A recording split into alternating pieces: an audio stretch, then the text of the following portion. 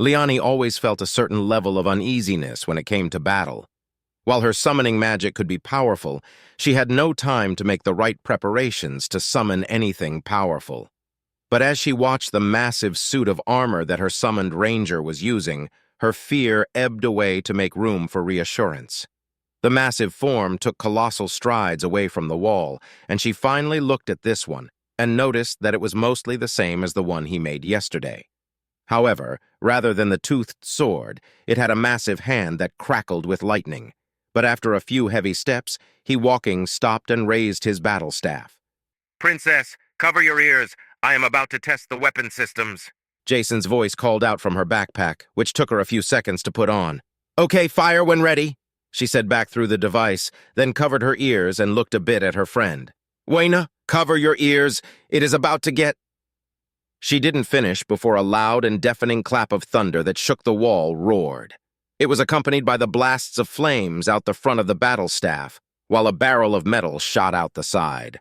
Wayna covered her ears just in time before the battle staff activated again twice. The distant tree line lost 3 trees as holes got punched into them before a fireball followed, incinerating everything in a 6.5-yard area. Then the sound of roaring claps of thunder rang. These ones were smaller but still painful on the ears if unprotected.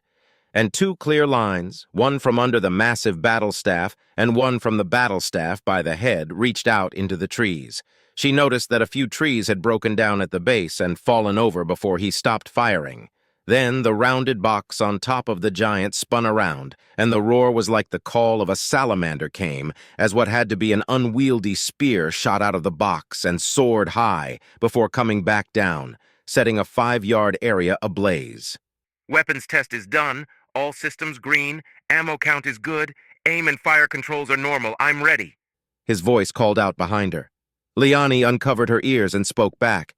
"I think you may need to fight it a bit away from the town. A few of the guards had lost their breakfast just now," she said back, as she looked around and a couple of them had fallen over in horror. "Understood. I will move to engage the no-guard when it breaks into the clearing," he said back as the massive armored form shifted and took a ready stance, the battle staff in front like a pike readied to counter a charge. "For now, however, I'll just soften the thing up," he added as the box fired off the last 5 of his spears. They soared high into the sky and off into the distance, before the clouds they made shot straight down to the trees deep in the woods. The roar of the no-guard came back. It was a pained roar, like that you would hear only when someone had actually dealt it damage. But the beast was not done to her dismay as it burst through the tree line and sized her ranger's giant armor up. Her blood didn't run cold at the sight of the monster, after all. She had a monster of her own, which afforded her a chance to actually study the no-guard. It was about 15 yards tall and 3 times that long, supported on 6 stocky legs that ended in massive clawed feet. It was covered in rocky piles of sharpened rocks that gave it horns across most of its back, head, upper legs, and sides. Like a way too large quill fiend. She did note the broken bits of its armor where its green blood leaked out. It let off a defiant roar as it stared at her ranger and his monster. However, as Jason started firing, she noticed the lessened sound of thunder and looked to her side as a few magi were actively focusing. She looked back to the battle that was unfolding. Jason was striding slowly forward, firing all 3 of his battle staves. The fireballs and impacts of his magic assault were actually keeping the beast back, but the no-guard was not a dumb beast, as it leaped with more grace than it would reasonably have out to the side, then rushed the armor. Jason managed to turn his massive battle staff to it, landing 3 hits on its side but not enough to slow it. He took a step back, raised his gauntlet, and clenched a fist, before slamming it into the no-guard's maw. A sizable bloom of lightning shot out at the impact, and a thunderclap broke past the dampening field the magi were holding. The no-guard lost its momentum and fell sideways, before Jason grabbed one of its legs and spun, turning the upper part of his armor completely before releasing the no-guard, throwing it back toward the trees and away from the town, only to open fire again at the downed beast. But a no-guard was not easy to slay. It climbed to its feet, curled up, lowered itself to the ground, and started to endure the hail Jason was unleashing, but the sky over the no-guard shifted and sparked with magic, and she had to force her mind back to the present. "Jason, it is utilizing magic," she said into the device. "It looks to be some kind of assault magic. I believe it's a grand-level spell. Back away now." Jason took a few steps back, then braced while still firing. This armor is equipped with a nullification shield. I should be fine. She heard him call back as a hail of iron shards showered on him as the spell finished. But all the shards were thrown sideways or melted in the air before even hitting the armor he was using. However, the no-guard used its spell to hide its movement. She spotted it a second too late, as it leaped at his gauntlet, maws closing on the hand. But Jason planted his foot on the beast and pulled his arm back, and the no-guard opened its maw with a roar as Jason freed his armor's hand that had clenched around the muscly tongue of the beast, tossing it aside and opening fire again straight down the monster's throat, until the beast closed its maw and backed away. Jason then stopped firing, and his voice rang out from her pack. Ammo out, switching to assault, he said, as he started running at the beast. The no-guard roared and charged at him, too, its maw spilling out a torrent of its blood over him as it leaped and landed 4 heavy hits on his armor. But the swing of a clenched fist, joined by a thunderclap, threw the beast off, closing the gap created. Jason brought a foot down on the beast's side, using the battle staff to press the head away from him and grabbing at its throat. She could see the lightning of his gauntlet race over the beast until the area bloomed in a torrent of green blood as the beast let out a defeated roar. As the blood stopped showering the area, she could see Jason standing over the beast, looking down at it, but then spun around and let out a line of battle staff fire at the tree line. "Jason, what was that?" she quickly asked into the device. 3 Keontics. They were hiding in the beast's shadow before, but with it dead, my sensory magic found them. They are all dead now. He responded, then turned back to the beast, reached down, grabbed its tail, and started to walk back to the walls, dragging the beast along behind him. "I am going to guess that you can use this beast for meat and materials." Leani nodded a bit, not that she was sure if he could see. "Yes, I think we should take the head back to my mother and let her know we are on the way. Can you carry the head?" she asked into the device. "Yeah, but I need a break. The weight and power of this is already messing with me. Also, I don't want to leave our ride here, so I better unsummon it too," he said back after dumping the beast near the road and walking over to the wall. As the giant armor came to a stop, shuddering as the billowing smoke and glow of the helm faded the door he had climbed into, now covered in wet and thick green blood, opened, and he carefully came out. Looking over at her with a smile, he shouted, "Do you think the Queen will like our gift?" Leani failed to suppress a smile at the idea of a no-guard's head as a gift. "Yes, I think she would love it. I'll inform her we will be returning soon and warn the guard not to stop us." She shouted back and looked to Wayna. "Can you send a few riders to clear the road and inform the residents that the city is safe now?" Her friend looked over at her, a mixture of awe and fear, but nodded and walked away to get things ready. Leani looked back to Jason as he carefully jumped onto the wall and walked over, his skin a bit wet for some reason, and his breathing a bit fast. "Are you okay?" she asked, a bit of worry at whatever had him like this. He blinked a bit surprised. "Oh yeah, it's just that this thing has a bit of a will of its own. You see, when I use it, I have to take control in a way, acting as the thing's brain, but that will try to get me to act the way it wants. Also, it is intoxicating to be using it. I felt it all, the recoil of the battle staff, the ground under its feet, the bite the no-guard took at its arm, but also the fact that it could destroy most things, topple a city of town on its own, tread a path of fire wherever it walked," he said, then sat down before laying backward next to her. "Not sure I can hold out in that thing for more than an hour or two." Leani carefully kneeled next to him, pulling at the skirt she wore to keep it from looking unkempt. "I see. That is not what I thought would have you like this, but what would happen if you did?" "Lose myself and never leave control of it," he said back in a stern tone. "It's okay, though. I think we will use this only for when we have something big like that to fight." Leani considered it. With one of these, he could indeed take over a city, or decimate an army of Keontics. But was that an acceptable trade for his skill and knowledge? Yes, I think that is a good idea, however. The Chiantics do have a habit of summoning large battle beasts in battle, but not as big as a no-guard. Not a problem. Rider infantry, equipped with some counter-armor weapons, can deal with that easily. Jason said between deep breaths, "If something really big showed up, I can deal with it with a champion light magic weapon." After a few minutes of his breathing finally let himself recover, before he sat up, got to his feet, and looked over to the massive armor. "I feel like switching this one out for a different one, just so it would have ammo." "That may be a good idea. Can't guarantee the road would be safe, but will it have room for me?"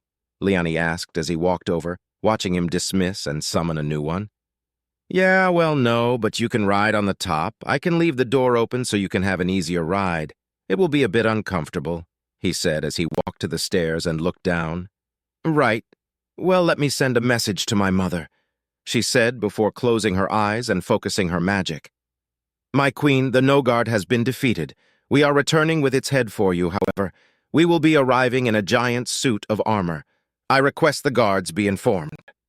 She opened her eyes and watched Jason jump back onto the now new and non-gore-covered suit, climbing quickly in but leaving the door open. Then a reply came back. "I shall meet you and your ranger at the gate." She looked up as the new suit came to life. Its hand came up and waited for her to get on. Her taking a hesitating step forward, the hand lifted her up to the door and she climbed off. Looking inside, he was strapped into a chair with a helmet and suit on, but he looked comfortable. "Right. My mother will meet us at the gate. How are you feeling?" she asked, and was ready for him to speak through the armor or the pack he had given her. Instead, the helmet he wore opened to reveal his mouth. "I am okay. I am going to start moving, so please hold on," he said before the air around her whipped as the suit took a step back and spun around. The rocking of the massive form threw her into him, and he let out a grunt as she landed. "Princess, can I ask you to move?" he said in a tone of pain. Looking at how she landed, blood rushed to her cheeks as she had landed elbow first into his stomach, getting up and away from him, but was stopped from making much distance in the cramped space. "Sorry, I didn't mean to do that," she said, but nearly fell over again as the suit took a second step. She finally looked about, found some footing beside his feet, and held on to two handholds in the front of the space they were in.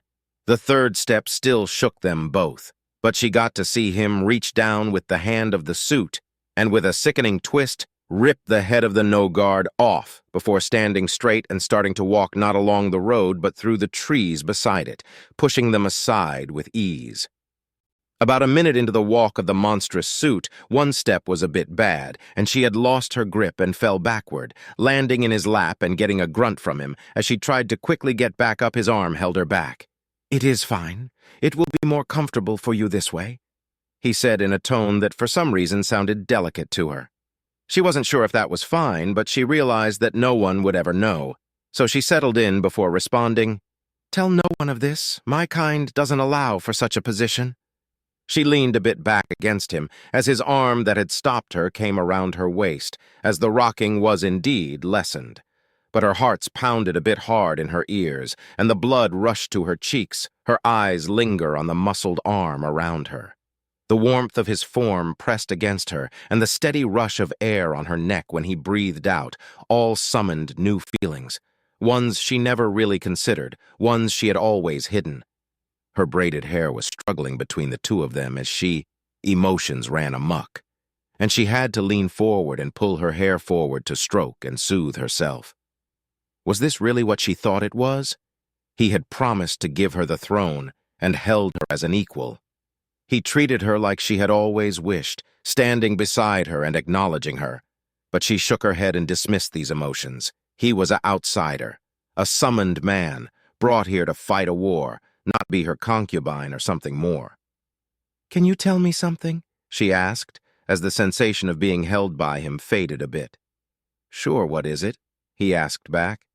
"Why do you know so many weapons from stories, and why are they all so powerful?" she asked calmly, and they shook a bit with each step. He seemed to mull over the question.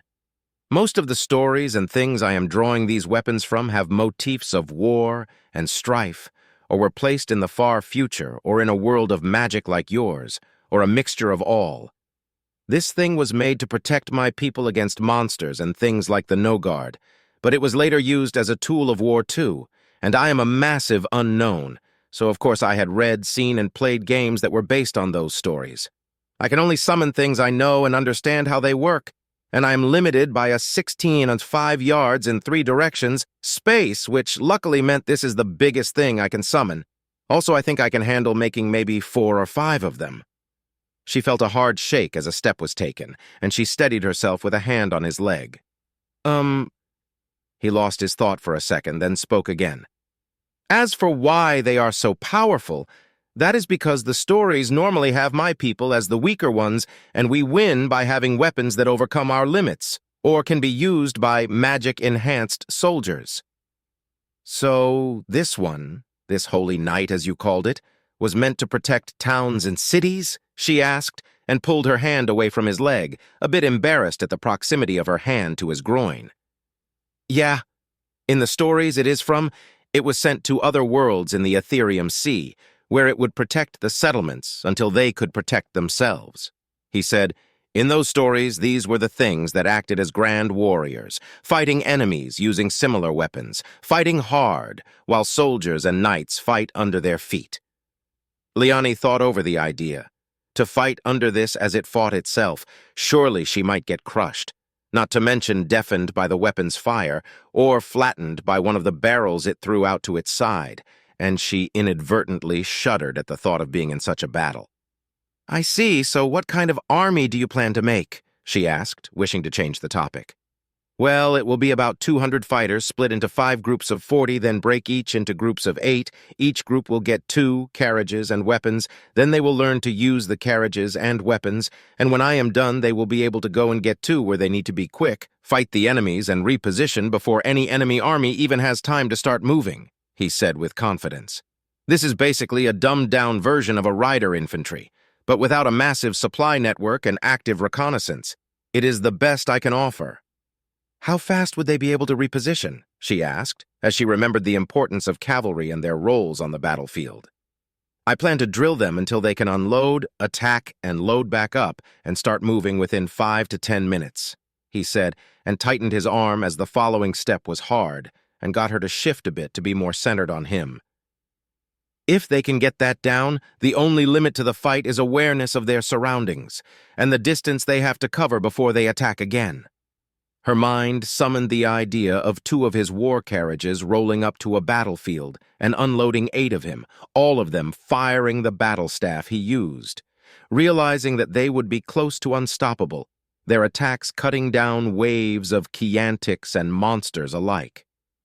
That sounds like a good idea, she said after a second.